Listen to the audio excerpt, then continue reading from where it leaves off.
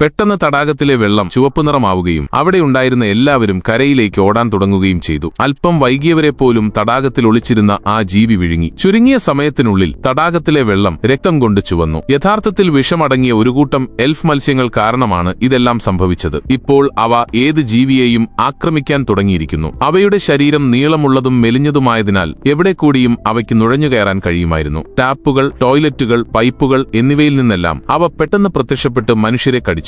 തടാകത്തിന് സമീപമുണ്ടായ ഈ സംഭവത്തിനു പിന്നാലെ പോലീസ് ഉടൻ തന്നെ വിവരമറിഞ്ഞു. ഒരു പോലീസ് ഉദ്യോഗസ്ഥൻ തടാകം പരിശോധിക്കാൻ ബോട്ടിൽ പോയി. തന്റെ ബോട്ടിന് താഴെ നൂറുകണക്കിന് എൽഫ് മത്സ്യങ്ങൾ നീന്തുന്നുണ്ടെന്ന് അദ്ദേഹം അറിഞ്ഞതേയില്ല. ഒരു കോക്ക് കുടിക്കാനായി അദ്ദേഹം താഴേക്ക് കുനിഞ്ഞു. ആ നിമിഷം ആ മത്സ്യക്കൂട്ടം അദ്ദേഹത്തെ ആക്രമിച്ചു. തടാകത്തിലെ വെള്ളം വീണ്ടും രക്തം കൊണ്ട് നിറഞ്ഞു. ആ ഉദ്യോഗസ്ഥനുമായുള്ള ബന്ധം നഷ്ടപ്പെട്ടപ്പോൾ പോലീസ് ചീഫ് ജോണും പങ്കാളി വില്യമും തടാകത്തിലെത്തി. എൽഫ് മത്സ്യങ്ങൾക്ക് ഭിത്തിയിൽ പോലും കയറാൻ കഴിയുമെന്ന് അവർ കണ്ടു. എന്നാൽ ഇരുവരും അത് ഗൗരവമായി എടുത്തില്ല. ഇതിനിടയിൽ വില്യമിന് ഒരു ഫോൺ കോൾ വന്നു. കൊല്ലപ്പെട്ട ഉദ്യോഗസ്ഥന്റെ മൃതദേഹം കണ്ടെത്തിയെന്നും പോസ്റ്റ്മോർട്ടം ആരംഭിക്കാൻ പോകുകയാണെന്നും സഹപ്രവർത്തകർ അറിയിച്ചു. എന്നാൽ അദ്ദേഹത്തിന്റെ വയറിനുള്ളിൽ എന്തോ അനങ്ങുന്നത് ആരും കണ്ടില്ല. പെട്ടെന്ന് ശവശരീരത്തിന്റെ വയറിനുള്ളിൽ നിന്ന് ഒരു എൽഫ് മത്സ്യം പുറത്തുവന്ന് ഡോക്ടറെയും കൂടി കൊലപ്പെടുത്തി. സബ്സ്ക്രൈബ് ചെയ്താൽ നാളെ കാണാം.